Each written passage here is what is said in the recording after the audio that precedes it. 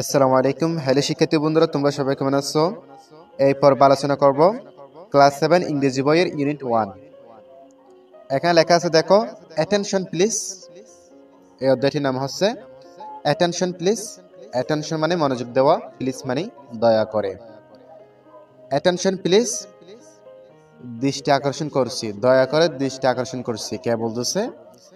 এই যে ম্যাডামটি বলতেছে। এখানে দেখো, আমরা এখানে একটি ছবি দেখতে পাচ্ছি, দেখো একটি পিকচার দেখতে পাচ্ছি।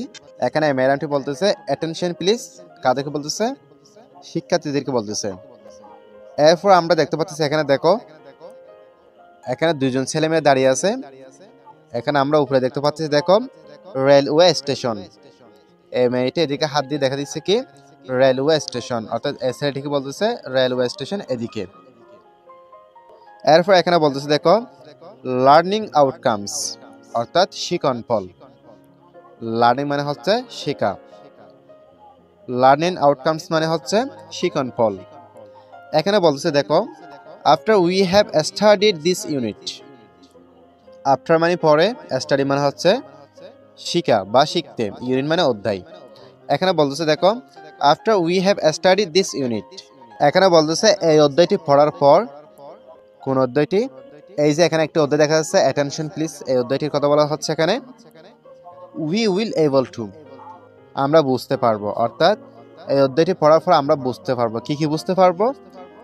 এই দিক নির্দেশনাগুলো আমাদেরকে এখানে দেওয়া হয়েছে। দেখো, এখানে 1 নম্বর পয়েন্টে বলতেছে, দেখো, ফলো ইনস্ট্রাকশনস, নির্দেশনা অনুসরণ।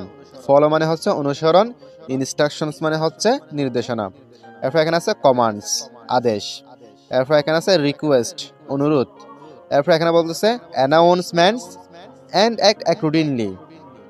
অ্যানাউন্সমেন্টস মানে হচ্ছে ঘোষণা। এরপর এখানে বলতেছে অ্যান্ড এবং অ্যাক্ট অ্যাকর্ডিংলি, অর্থাৎ তদ অনুসারে, অর্থাৎ তদ অনুসারে কাজ করতে বলতেছে আমাদেরকে। এখানে বলতেছে নির্দেশনা, আদেশ, অনুরোধ, ঘোষণা অনুসরণ করতে এবং তদ অনুসারে কাজ করতে। এক মানে কাজ করা। এরপর এখানে বলতেছে, দেখো, 2 নম্বর পয়েন্টে বলতেছে ইউজ সাউন্ডস, সাউন্ডস ব্যবহার করা, অর্থাৎ শব্দ ব্যবহার করা। এরপর এখানে বলতেছে স্ট্রিস অ্যান্ড ইন্টোনেশন, ও স্বরভেদ ব্যবহার করি। প্রথম বলতেছে ধ্বনি, ধ্বনি ব্যবহার করি, এবং কি ও স্বরভেদ ব্যবহার করি। স্ট্রিস মানে হচ্ছে চাপ, এন্ড মানে এবং, ইন্টোনেশন মানে হচ্ছে স্বরভঙ্গি। এখানে বলতেছে, দেখো, এরপরে 3 নম্বর পয়েন্টে বলতেছে ask and answer questions. Ask মানে জিজ্ঞাসা করো, এন্ড মানে এবং, আনসার কোয়েশ্চনস প্রশ্নগুলোর উত্তর দাও, অর্থাৎ প্রশ্নগুলো জিজ্ঞাসা করো এবং উত্তর দাও। অর্থাৎ এখানে যে নির্দেশনাগুলো দেওয়া হয়েছে, এই অধ্যায়টি পড়ার পর আমরা এই নির্দেশনাগুলো বুঝতে পারবো। এরপর দেখো শিক্ষার্থী বন্ধুরা, এখানে লেসন 1 এ বলতেছে ইন দ্য ক্লাসরুম, অর্থাৎ শ্রেণীকক্ষে। আমরা এখানে দেখতে পাচ্ছি, দেখো, এ নম্বরে লিসেন এন্ড সে, শুনুন এবং বলুন। লিসেন মানে হচ্ছে শুনুন, এন্ড মানে এবং, সে মানে বলুন। আমরা দেখতে পাচ্ছি, দেখো, এই ছবিটিতে টিচার এখানে স্টুডেন্টদেরকে কি বলতেছে, দেখো, আমরা এই ডায়লগটি পড়লে বুঝতে পারবো কি বলতেছে। তাহলে দেখো, প্রথমে এখানে টিচার বলতেছে গুড মর্নিং। কাদেরকে বলতেছে? স্টুডেন্টসদেরকে বলতেছে। কি বলতেছে? গুড মর্নিং, শুভ সকাল, এন্ড এবং ওয়েলকাম এভরিবডি। এরপর এখানে বলতেছে ওয়েলকাম এভরিবডি, সবাইকে স্বাগতম। কে বলতেছে? টিচার বলতেছে।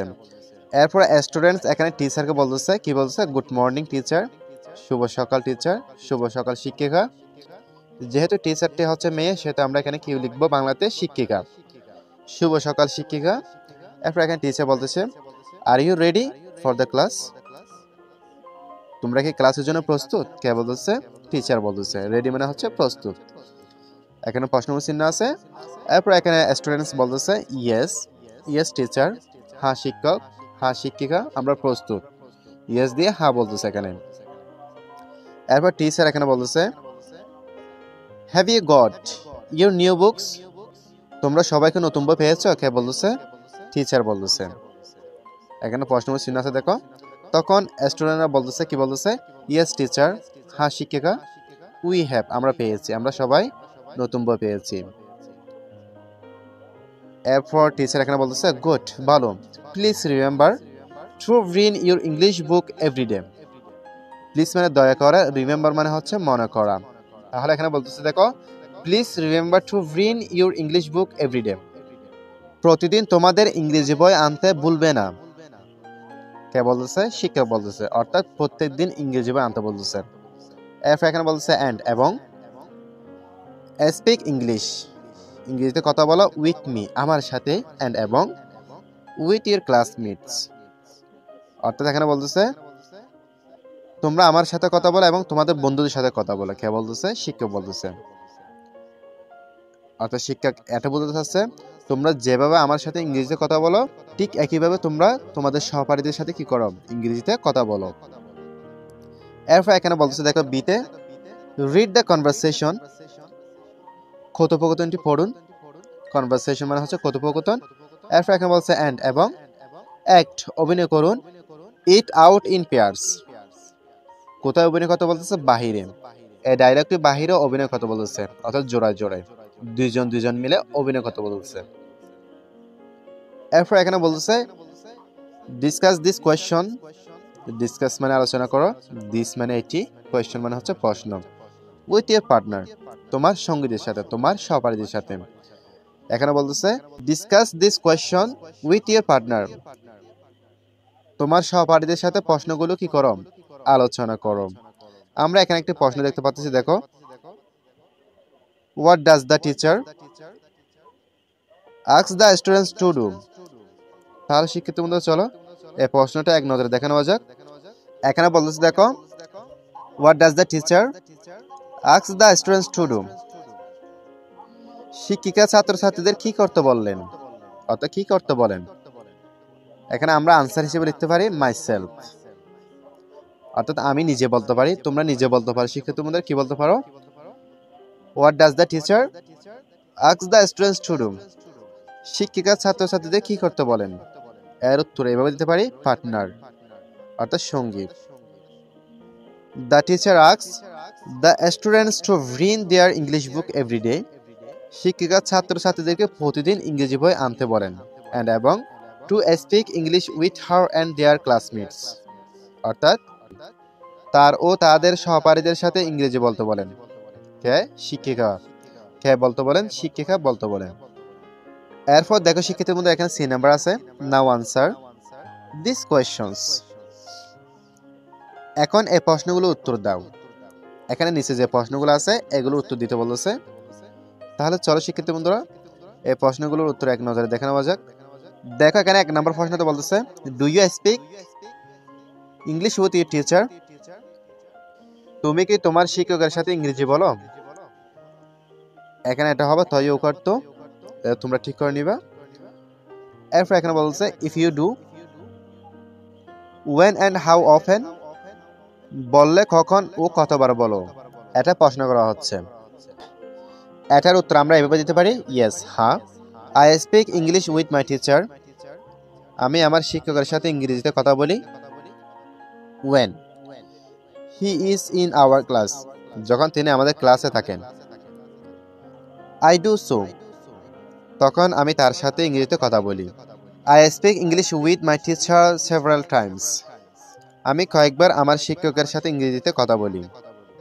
এরপর এখানে বলতেছে দেখো when my teacher asks me any question in English, যখন আমার শিক্ষক আমাকে ইংরেজিতে কোনো প্রশ্ন জিজ্ঞাসা করেন বা প্রশ্ন জিজ্ঞেস করেন, I also answer it in that language, আমিও তার উত্তর ইংরেজিতে প্রদান করি।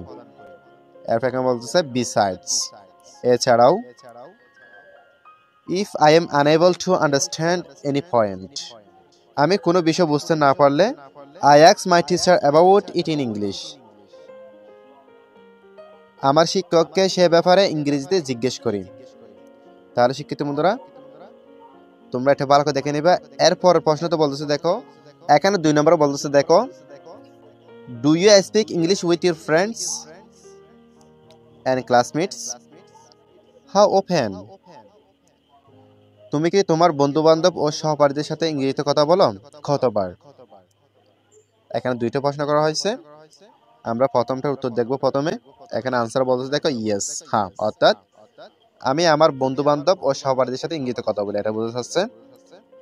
I speak English with my friends and classmates, আমি আমার বন্ধু-বান্ধব ও সহপাঠীদের সাথে ইংরেজিতে কথা বলি। During our English class. আমাদের ইংলিশ ক্লাসের সময়, অর্থাৎ ইংরেজি ক্লাসের সময়। I communicate with my friends and classmates in English. আমি আমার বন্ধু-বান্ধব ও সহপাঠীদের সাথে ইংরেজিতে যোগাযোগ করি। কমিউনিকেট মানে হচ্ছে যোগাযোগ। এরপর এখানে বলছে বিসাইডস, এছাড়াও। I speak English with my friends and classmates in common room. এছাড়াও আমি কমন রুমে বন্ধু-বান্ধব ও সহপাঠীদের সাথে ইংরেজিতে কথা বলি। ইনফ্যাক্ট, বস্তুত, I communicate with my friends and classmates in English several Times. আমি কয়েকবার বন্ধু-বান্ধব ও সহপাঠীদের সাথে ইংরেজিতে যোগাযোগ করি। এরপর দেখো শিক্ষার্থী বন্ধুরা, এখানে 3 নম্বর বলছে, if you speak English outside the class, where do you speak it? ক্লাসের বাইরে ইংরেজিতে বললে কোথায় বলো? ক্লাসের বাইরে ইংরেজিতে বললে কোথায় বলো? অর্থাৎ শ্রেণীকক্ষের বাইরে ইংরেজিতে কথা বললে কোথায় বলো? এর উত্তর হবে, if I speak English outside the class. ক্লাসের বাইরে ইংরেজি বললে আই ডু, আমি করি, কি করি? So in common room and at home. Common room ও বাসায় বলি। অর্থাৎ ক্লাসের বাইরে ইংরেজি বললে কমন রুম অথবা কি বাসায় বলি। এই দুইটি ছাড়া আর কোথাও বলি না, এটা বোঝা যাচ্ছে। এরপর এখানে 4 নম্বর বলতেছে, দেখো, do you watch any English programmes on TV? Programmes মানে হচ্ছে অনুষ্ঠান। এখানে বলতেছে, তুমি কি টিভিতে কোনো ইংরেজি অনুষ্ঠান দেখো? What programmes do you watch? কোন কোন অনুষ্ঠান দেখো? এটার উত্তর আমরা এভাবে দিতে পারি, ইয়েস, হ্যাঁ। I watch English programmes on TV. আমি টিভিতে ইংরেজি অনুষ্ঠান দেখি। আই ইউজুয়ালি, আমি সাধারণত ওয়াচ দেখি ওয়ার্ল্ড নিউজ, বিশ্ব নিউজ দেখি, অর্থাৎ বিশ্বের নিউজ দেখি কি কি? On BBC and CNN. এরপর এখন বলছে English movies on Fox movies, অর্থাৎ ইংরেজি মুভি এবং ফক্স মুভি, স্টার মুভিজ, এসবিও, অর্থাৎ ফক্স মুভি, স্টার মুভি, এসবিওতে ইংরেজি মুভি দেখি, অর্থাৎ এগুলোতে ইংরেজি মুভি দেখি আমি। এটা বোঝা যাচ্ছে। তাহলে শিক্ষিত বন্ধুরা, আশা করছি তোমরা এই ভিডিওটি মনোযোগ সহকারে বুঝতে পেরেছো। আর ভিডিওটি ভালো লাগলে অবশ্যই একটি লাইক করবেন, চ্যানেলটি সাবস্ক্রাইব করে বেল আইকনটি অন করে রাখবেন।